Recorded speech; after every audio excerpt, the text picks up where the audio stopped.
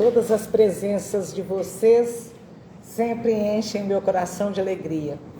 Mas hoje o meu coração está mais feliz ainda, porque estou contando com uma presença há muito aguardada aqui. E hoje eu estou muito feliz porque essa presença se consolidou. Nós vamos finalizar hoje o nosso assunto de críticas, que cai para o viés da fofoca, da maledicência. Então a gente vai lembrar que André Luiz, na obra Agenda Cristã, ele escreveu uma frase que não nos deixa dúvida nenhuma. Ele disse: lembre-se de que o mal não merece comentário em tempo algum. O mal não merece comentário em tempo algum. Por que não devemos falar no mal?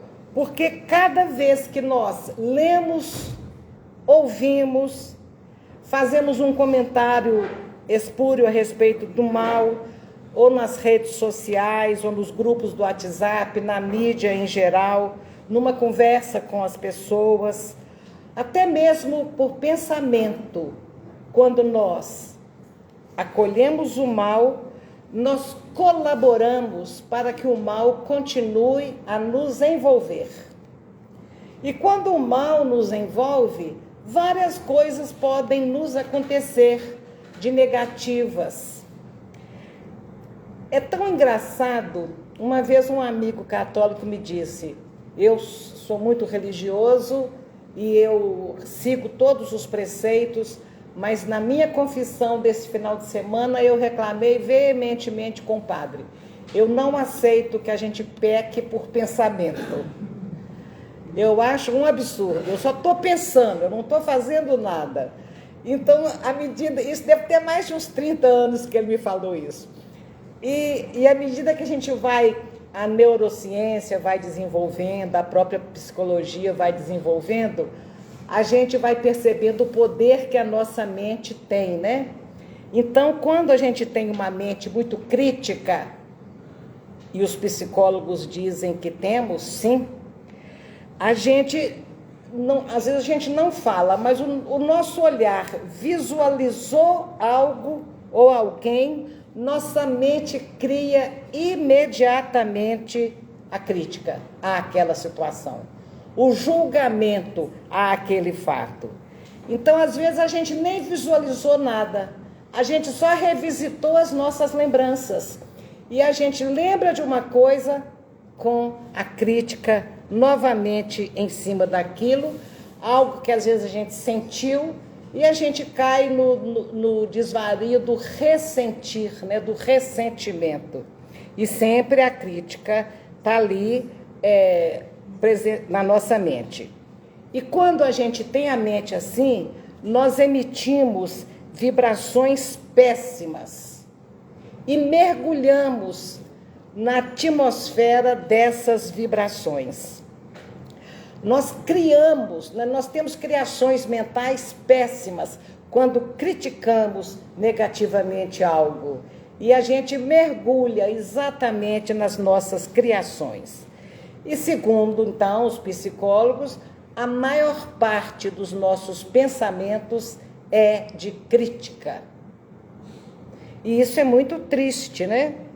Porque a nossa vida, ela é o reflexo do que nós pensamos. O que nós pensamos torna-se a nossa realidade. E então, por que nós vamos ficar pensando críticas, pensando o mal, se isso inclina a nossa vida para o lado pior da nossa vida? Nós vamos seguindo esse mesmo enveredamento de um estado de espírito pouco saudável. O Evangelho nos convida a limpar sempre o nosso plano mental. E todas as vezes, já que nós já sabemos que temos a mente crítica, todas as vezes que um pensamento de crítica aparecer na nossa mente, a gente deve procurar sair o mais rápido possível daquele plano vibratório. E como que a gente sai? envolvendo o mesmo objeto da nossa crítica, a mesma pessoa, o mesmo fato, em vibrações mais saudáveis, de empatia, de aceitação, de compreensão. E não é fácil fazer isso, mas a gente pode criar o hábito de neutralizar na nossa mente o nosso péssimo hábito de criticar tudo e todos. É muito complicado. Nós vivemos num planeta de provas e expiações, onde pensa-se o mal e no mal muito mais do que pensamos no bem. Porque este planeta está ainda neste grau evolutivo. Então, para que a gente se envolva numa atmosfera ruim, basta a gente não fazer nada com a nossa mente. Nós não precisamos fazer nada, basta deixar se envolver pela atmosfera que nos rodeia, que, segundo os espíritos nos informam, quando eles olham a Terra lá do plano espiritual, tem uma nuvem acinzentada circulando todo o planeta. E é exatamente o produto das nossas criações mentais. Esse é um trabalho, então, que nós vamos fazer uma escolha de nos ligarmos ao bem, buscando sempre o bem. Qual bem que nós vamos buscar? Uma coisa positiva. Nós vamos buscar o bem que já existe dentro de nós. Porque se temos uma mente crítica, nós também temos um coração que está se evangelizando a cada dia. Então, buscar o bem que existe em nós, que aí a gente consegue elevar o padrão vibratório. Buscar um pensamento, oh meu Deus, eu não quero ter essa mente crítica. Eu não quero julgar tudo e todos a toda hora, né? Então, isso é uma questão de treino, né? E quando a gente faz isso, quando a gente resiste à mente crítica, o nosso pensamento vai se unir ao pensamento de companheiros nossos que também estão com o mesmo propósito de criar um campo interior mais saudável, né? E a gente, então, o nosso pensamento vai se ligar com os pensamentos positivos e bons de outras pessoas, e isso vai nos ligar a todos com os nossos amigos do plano espiritual superior, que estão sempre do nosso lado, querendo uma brecha para nos ajudar.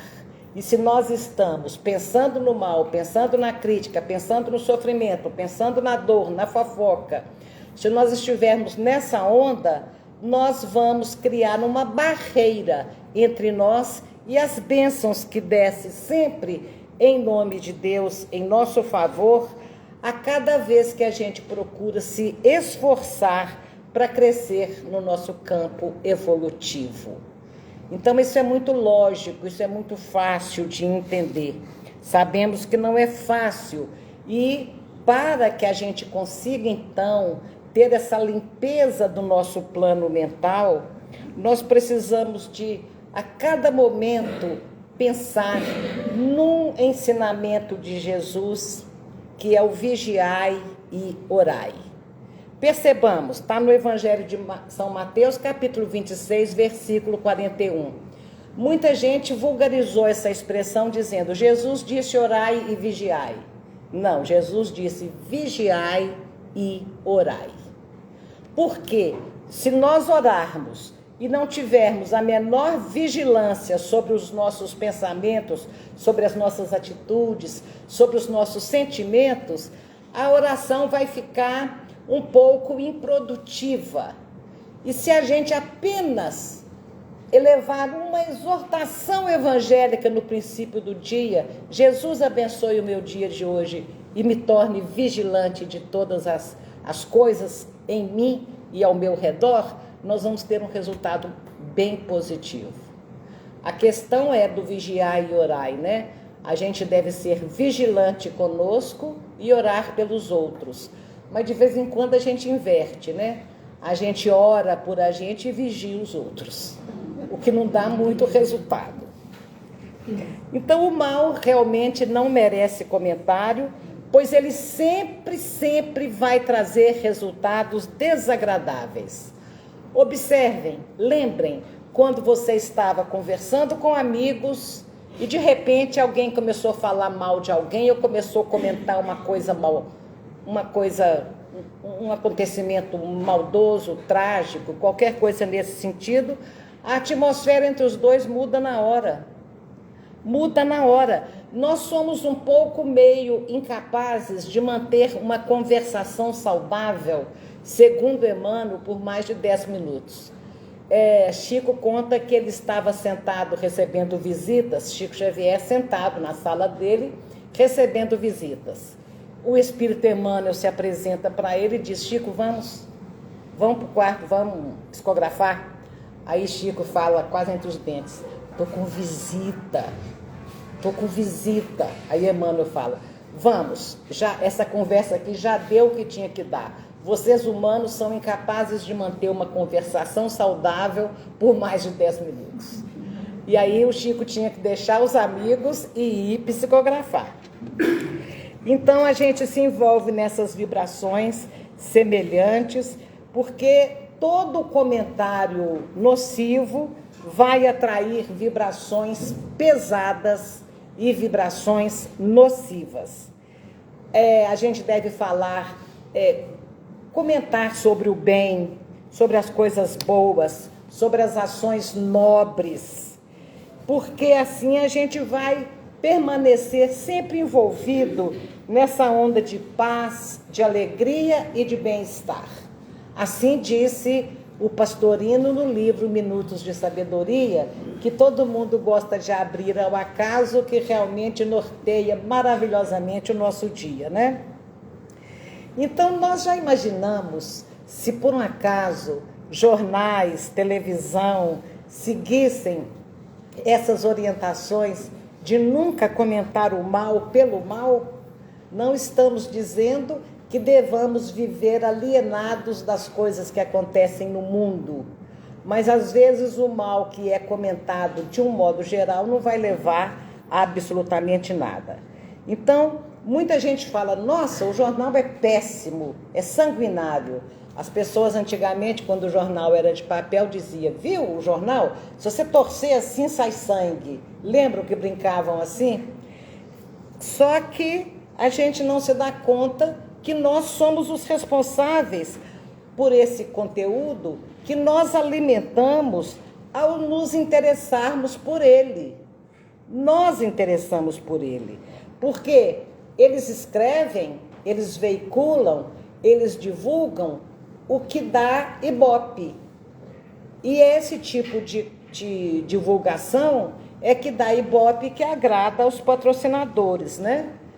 Numa redação de jornal, um grande jornal, um amigo jornalista me contou que existiam companheiros que ficavam sentados pela manhã esperando a reunião da pauta e alguém dizia: nossa, que tédio, o que a gente vai veicular hoje? Que notícia que a gente vai levar? Alguém matou aí? Alguém suicidou? Alguém traiu? Nós estamos sabendo alguma coisa? Então, quer dizer, era isso que dava Ibope, né?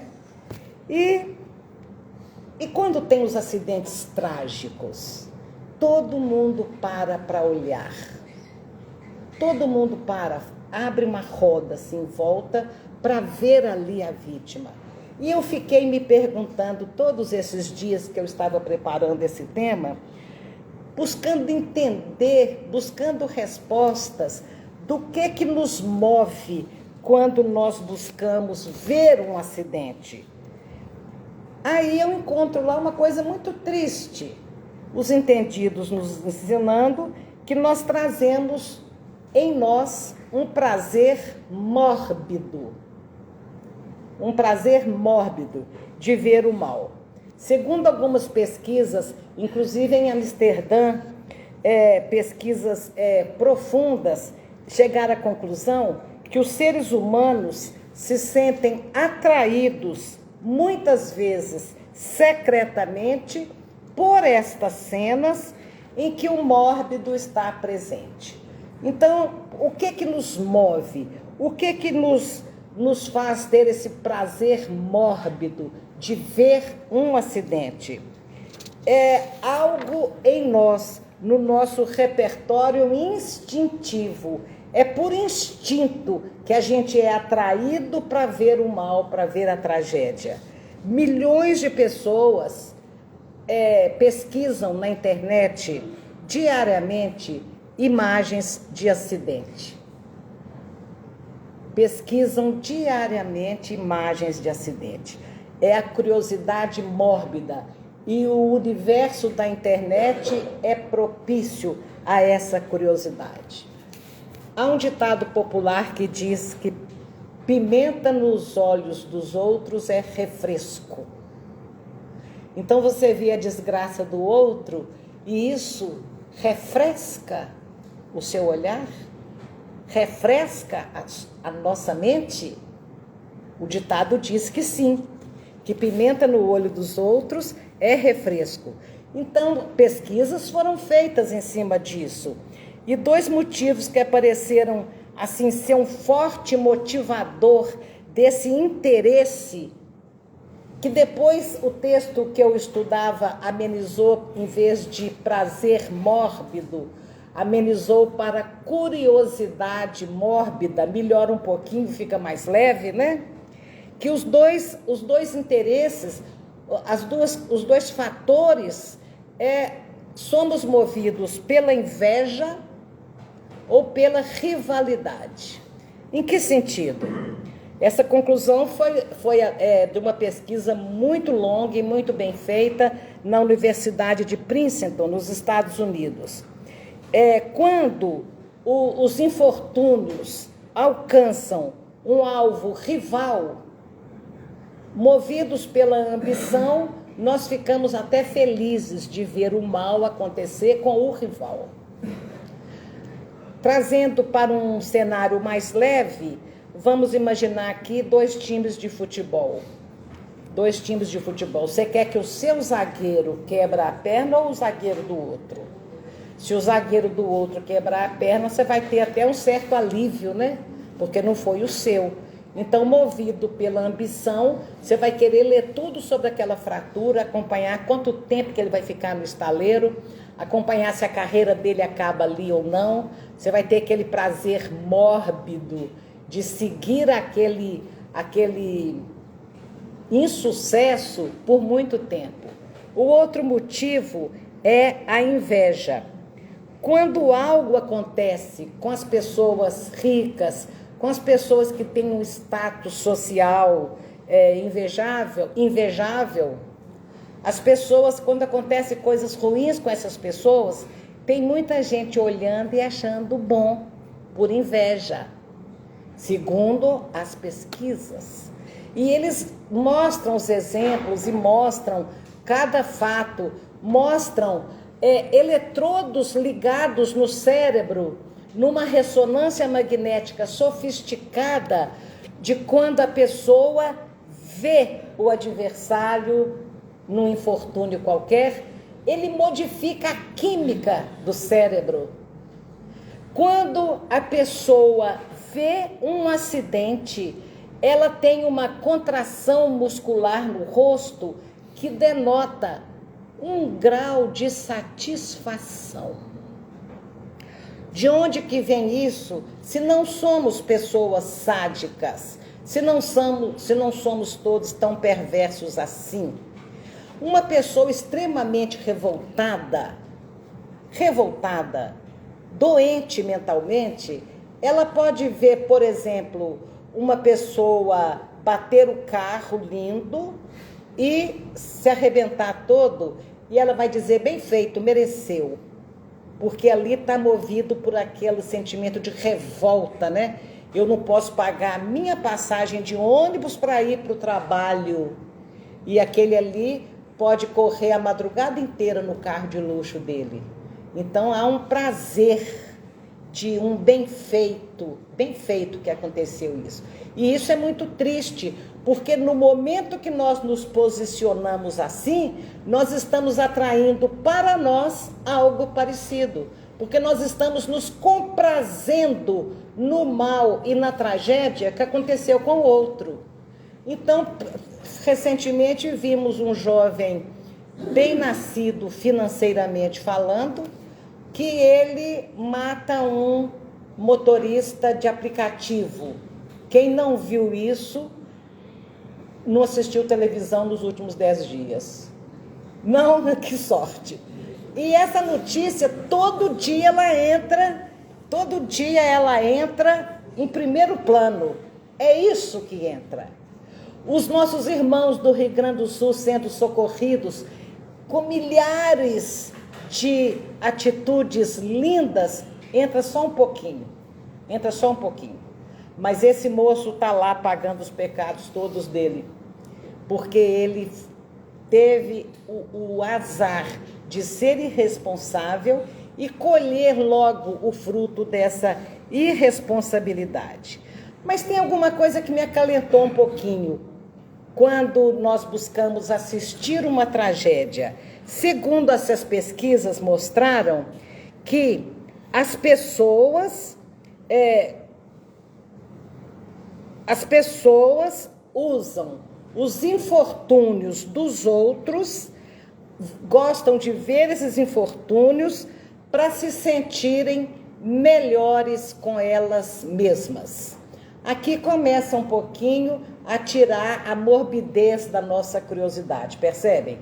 Às vezes a pessoa está indo com todos os seus problemas, suas cargas emocionais, suas perdas, e aí ela vê uma grande tragédia acontecendo, ela olha e fala, tá vendo, a minha vida não é tão ruim assim. A minha vida não é tão ruim assim. Olha o que aconteceu. Minha vida não é tão ruim assim. Então, às vezes a pessoa está cheia de conta para pagar, ou a televisão estragou, ou a geladeira estragou, no mês que a pessoa não pode comprar outra. Aí ela vê uma família do Sul que perdeu tudo. Ela pensa, nossa, como é que eu estou me dando ao luxo de ficar triste porque minha geladeira estragou? Então, isso é o lado que começa a ficar positivo, né? É uma empatia ao contrário, mas começa a ficar positivo. Porque a falta de empatia é que é o resultado do nosso pensamento crítico. E a gente pode ver esse interesse pelo mórbido, pela tragédia, pelo lado positivo. Porque tem uma outra coisa que agora começa a melhorar mais um pouquinho, nós que temos a curiosidade de ver o mórbido. A curiosidade mórbida serve de vigilância protetora.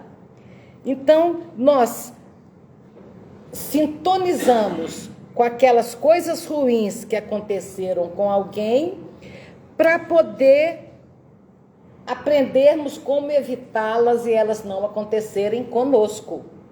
Então, às vezes, observamos o mal, a mãe, o pai liga a televisão, chama o jovem que dirige e fala, olha aqui o que aconteceu com esse rapaz.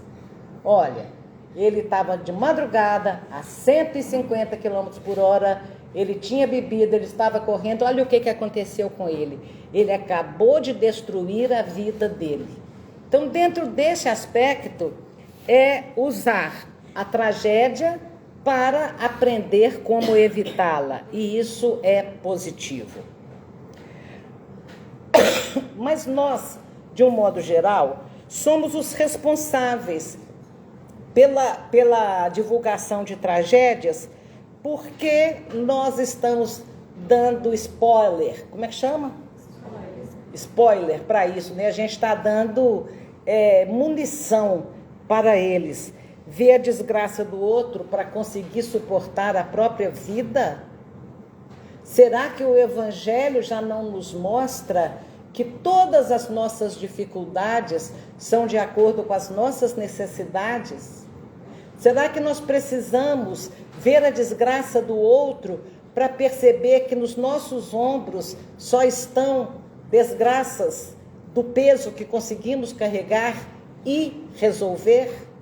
Porque a lei de Deus não permite que sobre os nossos ombros tenham desgraças maiores do que podemos suportar e resolver.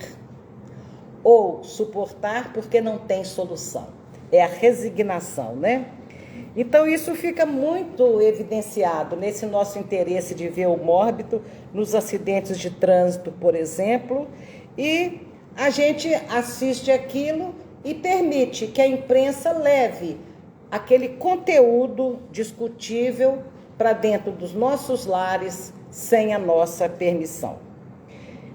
Isso é ruim, isso emporcalha a vibração espiritual da nossa casa muito mais do que nós podemos imaginar. Os minutos de atenção que nós dedicarmos à sintonia do mal, a gente está sintonizando-se ao mesmo tempo com o pessimismo.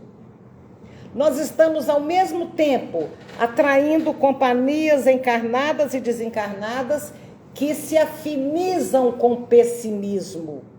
E depois de algum tempo, alimentando a sua mente só com as tragédias, o que acontece? Você está um poço de pessimismo a ponto de não ter ânimo, coragem para lutar a própria luta. Uma outra questão complicada. A televisão alargueia numa manchete enorme.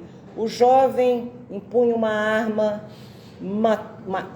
há mais tempo, matou a mãe e foi para a escola que ele estudou e fez uma chacina entre crianças e adultos. E aquilo vai para a mídia na hora, né? E nós todos assistimos aquilo apavorados. Só que nós assistimos, alguns lembram de orar por aquelas pessoas, alguns lembram de escolher políticos que não são a favor do armamento, alguns tiram proveito positivo daquilo tudo ali. Alguns são até capazes de orar também pelo agressor, que é o mais necessitado de todos, porque pior do que você ter um filho assassinado é ter um filho assassino. Então temos que orar por todos os envolvidos. E o que faz com que essas tragédias aconteçam? Recentemente tem um estudo provando que o tempo que a criança e o adolescente ficam expostos à tela aumenta a capacidade de agressividade e daquele transtorno de ser do contra de tudo. Então isso está sendo muito estudado agora. Outras causas dessas tragédias assim em massa são os filmes violentos, são os videogames violentos, o acesso fácil às armas. Seja qual for a causa, quando esses acontecimentos ganham a mídia, é exatamente... estamos perdendo a melhor maneira de evitar esse mal, que é não divulgá-lo. Porque divulgar esse mal, o principal motivo desse mal se repetir é a divulgação que se dá a ele. Isso porque as mentes que abrigam esse desequilíbrio em potencial, ele vê a fama do assassino, do que matou várias pessoas numa escola, ele vê aquela fama esquisita e ele que tem a mesma mente enfermiça, criminosa potencialmente, ele vai também desejar ser alvo daquela fama. E logo em seguida acontece o mesmo tipo de crime em outro lugar, noutra escola. E é lamentável, e vão se repetindo, né?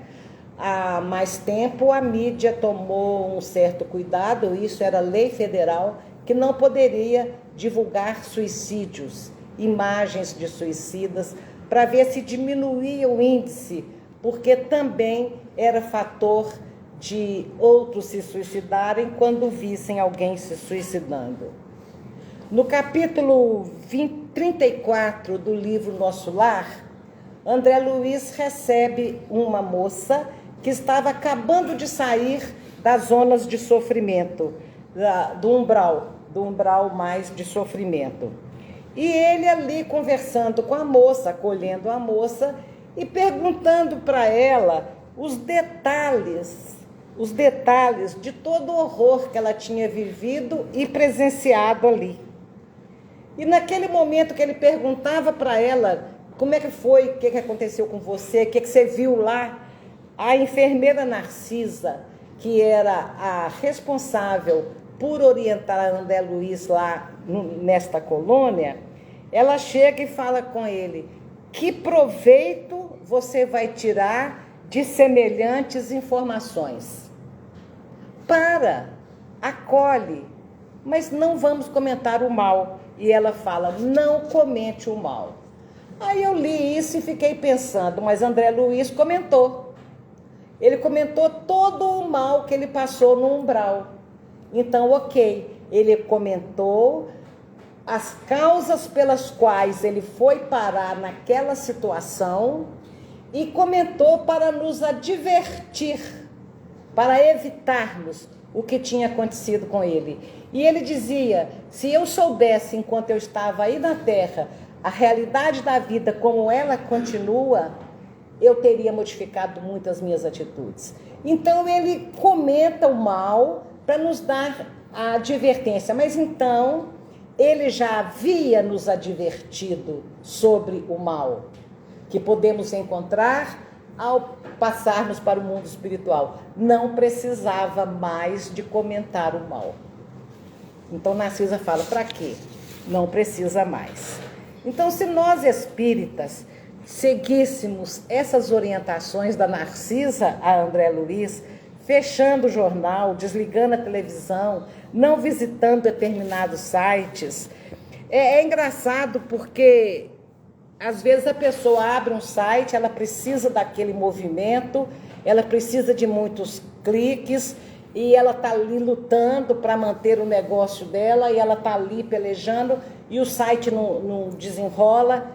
Ela então busca uma notícia bem bombástica e põe ali, de repente ela consegue um monte de visualização.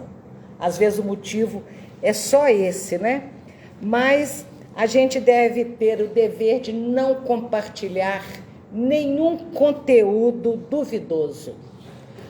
Há poucos meses, 2 ou 3 no máximo, eu recebi uma mensagem atribuída com declarações absurdas atribuídas a Chico Xavier. E a pessoa que me mandou é uma estudiosa da doutrina. Ela me mandou aquele conteúdo e eu, horrorizada, peguei o telefone e liguei para ela na hora. Falei: você realmente acha possível Chico ter declarado uma barbaridade dessa? Onde que você pegou essa informação? Ela disse: nossa, tá tão sério assim? Falei: leia. Você não leu? Ela falou: não li não. Eu vi que era coisa de Chico e compartilhei nos grupos. Então, quer dizer, ingenuidade, boa vontade, mas há de se ter um pingo de critério, né, gente? Não compartilhar jamais uma coisa duvidosa. Uma outra questão que a gente também cabe aqui nas nossas reflexões de hoje é o vício que muitos de nós temos de falar mal dos outros. É o vício, é um vício, falar mal dos outros é um vício. É a síndrome do fofoqueiro. Eu acho que eu não sou exatamente assim, mas um pouquinho. Eu acho que todos nós, de vez em quando, resvalamos nos comentários infelizes, né? Mas a morbidez que a gente está falando aqui da síndrome do fofoqueiro é aquela pessoa que procura o mal em todas as pessoas, em todas as situações, só vê o lado negativo. Então a pessoa pode ter 10 qualidades. Se ela tiver um defeito, é esse defeito que a gente vai enxergar, é esse defeito que a gente vai comentar. E geralmente essa crítica ela é tão negativa que ela nunca é dirigida à própria pessoa. Ela é sempre dirigida a outras pessoas porque o intuito é desmoralizar o intuito é comentar o mal. E as pessoas assim, nós quando agimos assim, nós nos comprometemos muito mais do que nós imaginamos. Porque a palavra, Deus, nós demoramos 40 milhões de anos de evolução para conquistar a palavra, para conquistar esse modo de comunicar com os outros, para usar a palavra dessa forma. A palavra é um bem muito precioso. Nós demoramos milênios para conseguir falar e agora a gente vai usar dessa forma. Então, realmente, é desperdiçar as bênçãos de Deus, né? Então, Emmanuel diz que nós não devemos comentar o mal. Emmanuel também reforça isso junto com André Luiz, junto com o Evangelho segundo o Espiritismo, que também não devemos comentar o mal. Um dia Chico Xavier me disse com o dedo quase no meu nariz, comentávamos uma coisa, ele disse: minha filha, o mal não merece comentário. O mal não merece comentário em hipótese nenhuma. O mal, minha filha, não merece comentário em hipótese nenhuma mesmo. Então ele reforça 3 vezes a mesma coisa, para que eu nunca me esqueça.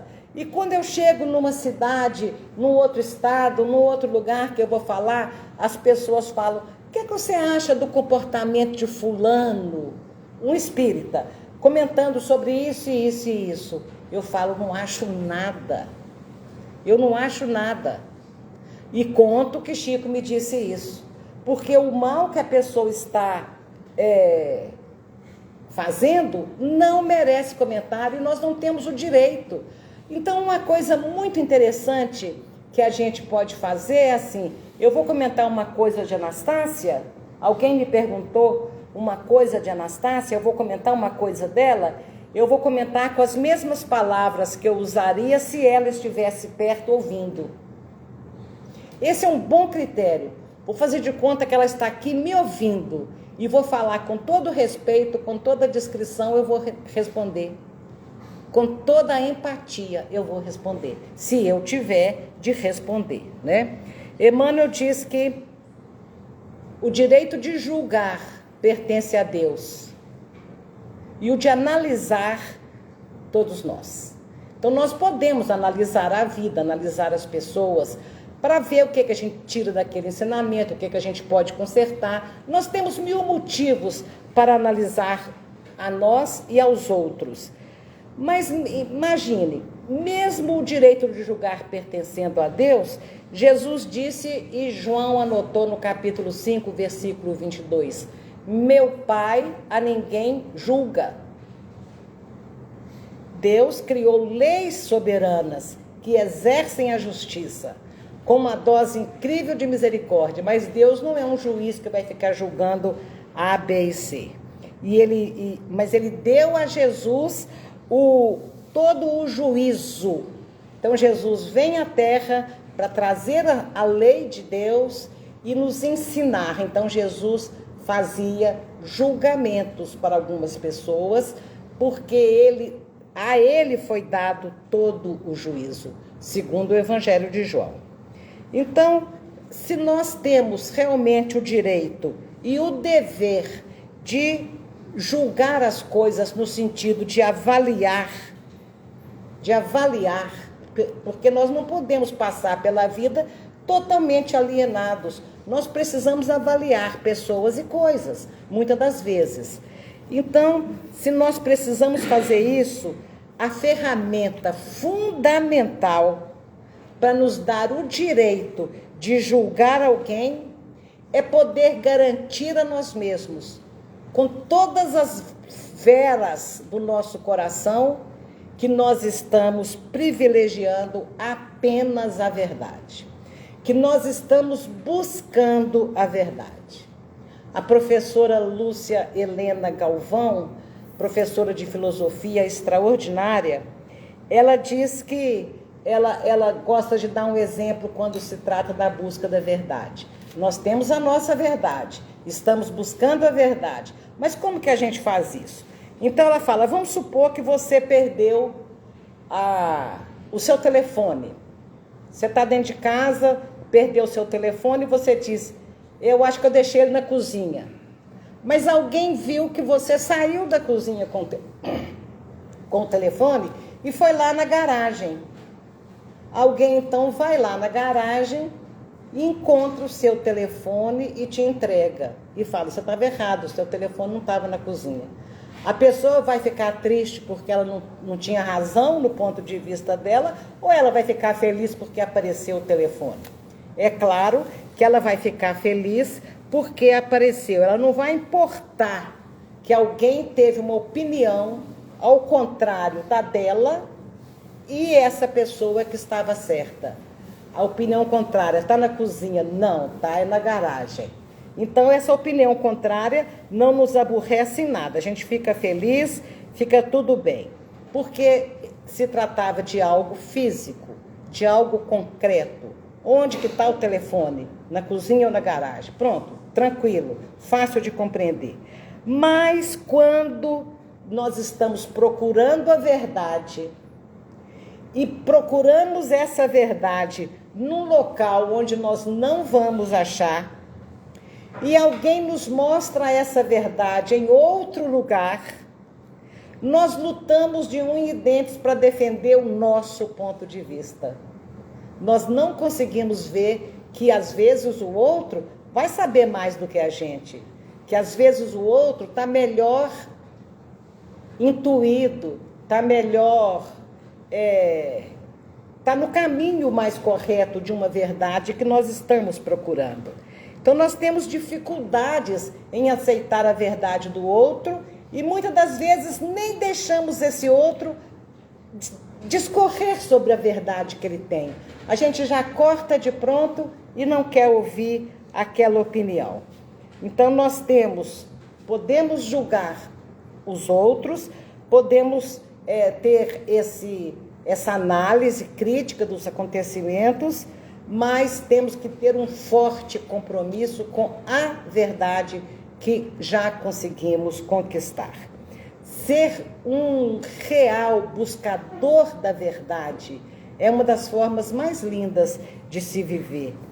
Avaliar as coisas que nos chegam com humildade, com isenção, avaliar tudo e reconhecer quais aquelas coisas que são dignas de serem levadas em conta. O apóstolo Paulo disse, examinai tudo e retende o que for bom. O apóstolo Paulo disse também, tudo me é lícito, mas nem tudo me convém.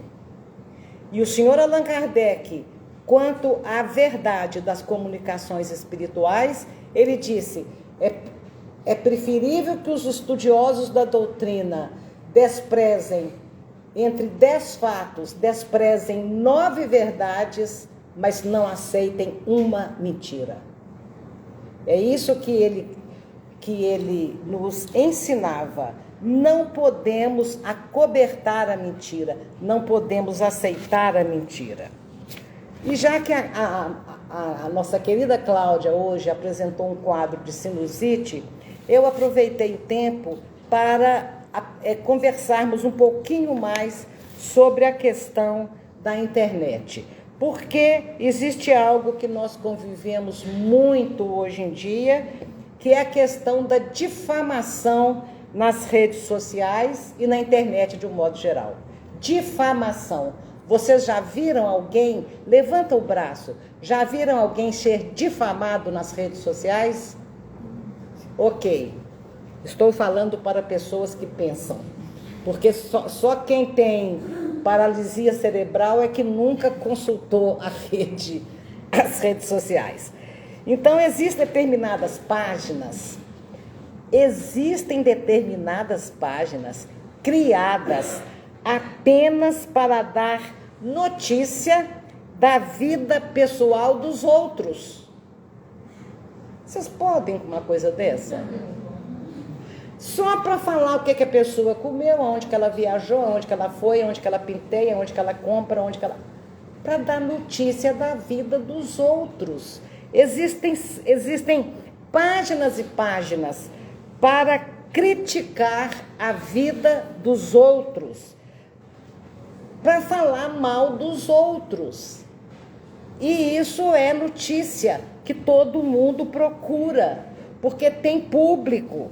Então, pessoas são contratadas pelos sites para destruir a imagem de alguém.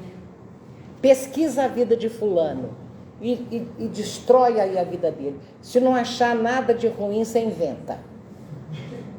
E é assim que acontece. Então, nós temos obrigação moral, gente, de não dar atenção, não dar audiência a esse tipo de coisa. Porque é um linchamento virtual. As crianças de 8, 9 anos na escola promovem esse linchamento no WhatsApp. Vamos arrebentar com fulano? Fulano fez isso comigo, vamos acabar com ele? E aí põe aquele monte de mentiras, todos, vamos supor, um grupo de 6 inventando um monte de mentira a respeito de uma mesma pessoa. Essa menina chegou em casa e se matou. Então, esse tipo de destruição causa o suicídio. Recentemente, atendemos aqui uma moça, ela chegou destruída emocionalmente e financeiramente. E me contou, e eu já compartilhei com vocês, era 2 amigas namorando 2 amigos, os casais se davam bem, de repente a moça, por algum motivo, tomou ódio dela e postou fotos, montagem, de que ela estava traindo o namorado. O namoro terminou, ela entrou num estado de desequilíbrio tal, de ter levado aquela pancada da amiga, que ela perde o emprego e ela queria se matar. Uma mulher adulta, ela queria se matar por uma maldade plantada, por uma mentira plantada. E há um ditado que diz que onde tem fumaça tem fogo, isso é antes da internet. Isso é antes do lixamento, porque às vezes não tem fumaça nenhuma naquela situação. É tudo uma invenção só. E isso realmente é muito complicado quando se espalha algo sobre alguém. Um pastor evangélico ensinava a melhor maneira da gente perceber o mal que, quando causamos, de divulgar uma notícia falsa, ou propriamente pode até ser verdade. Ele fala assim, ó, você pega um travesseiro de pena e sobe em cima do telhado, faz um buraco ali e espalha aquela pena, roda, roda, roda, espalha aquela pena por todo lado. Essa é a notícia, a fofoca, o maldizer a respeito dos outros. Você espalha aquilo. Agora você desce do telhado e tenta juntar. Você não consegue mais ajuntar. O conteúdo alcança milhares de pessoas em pouco tempo. Recentemente a gente viu uma grande atriz ser destruída, a imagem dela destruída pela internet. E eu não quero entrar no mérito da questão, era uma questão política, mas destruíram totalmente a reputação dela. E isso aí, então, a gente encerra comentando sobre a cultura de cancelamento. Essa expressão, para mim, foi nova. Vocês já viram falar disso? Todo mundo já viu falar disso, menos eu? Cultura de cancelamento. O que é isso? É a prática de organizar um boicote generalizado contra uma pessoa, geralmente uma figura pública, devido a comportamentos que não agradaram a determinados grupos ou declarações ofensivas. E tudo aquilo, então, centra, em cima dessa pessoa. Quem depende do olhar do outro, numa função da internet, quem depende da divulgação positiva da sua imagem, os artistas, os políticos e outros, os próprios comerciantes, empresários, muitas pessoas dependem desse olhar do outro, né? Essas pessoas sofrem muito emocionalmente e sofrem financeiramente, porque alguém planta uma crítica, você lê, se identifica e cancela aquela pessoa, e para de seguir aquela pessoa. O cancelamento é isso, é parar de seguir a pessoa. Então, e foi uma ferramenta que se usou para o mal, porque a espécie humana, nós, humanidade, temos o dom de usar para o mal tudo que foi feito que poderia ser usado para o bem, haja vista quando Einstein descobre a força que o hidrogênio tinha, a força atômica do hidrogênio, e ele trabalha na força atômica do hidrogênio, e esqueci o outro cientista que trabalhou muito também ele mesmo. Ele então trabalha, o que a espécie humana fez com aquilo? Bomba atômica. Sendo que a potência atômica do hidrogênio era para ser utilizada em mil outras coisas, como para o bem. Porque a interação que a internet proporciona, a postagem de conteúdos nessas plataformas digitais, deram a pessoas e a grupo de pessoas uma voz que antes elas não tinham. Deram espaço para a pessoa se expressar, espaço para as pessoas se engajarem em determinados movimentos. E isso facilitou muito, porque às vezes as classes oprimidas sofriam séculos de opressão, de exclusão, sem ter nunca voz, né? Então, a rede social democratiza o direito das pessoas se expressarem e dá voz a esses grupos, né? E esses grupos usam esse espaço para defender os seus direitos. Movimentos como o feminista, o antirracista, o ativismo do homossexualismo, tem um papel, a internet tem um papel fundamental na promoção da igualdade, no respeito das diferenças, da denúncia dos abusos, das denúncias das discriminações, das denúncias do que se chama de comportamento politicamente incorreto, né? Então, isso aí foi um ganho, né? Esse engajamento desses grupos foi um ganho. O problema que acontece é que pode ser que esteja acontecendo, então, uma crescente conscientização da justiça social, dos direitos individuais. Isso aí é tranquilo, mas isso é que está causando a cultura de cancelamento, porque o grupo dá uma resposta, às vezes, muito mais agressiva do que necessária. Então, elas reagem com um poder de destruição tão grande que elas fazem um mal muito grande em busca da justiça, né? E destrói a pessoa que pensa diferente, destrói a pessoa. Se alguém é capaz de um preconceito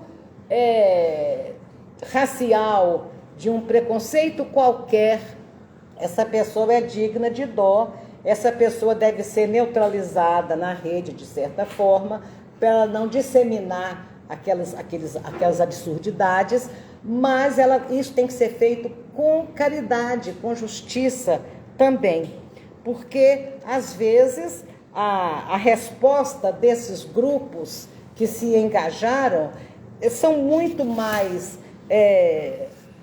agressivas do que precisa, e eles mesmos promovem o linchamento virtual daqueles que pensam contra ele.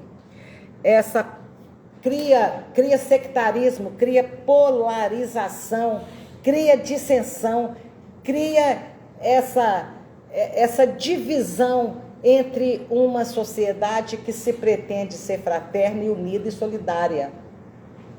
Que tudo vai... Posições radicais de grupos que vai totalmente contra a proposta de Jesus da confraternização entre todos os seres humanos. Então, falamos muito sobre isso, porque realmente nós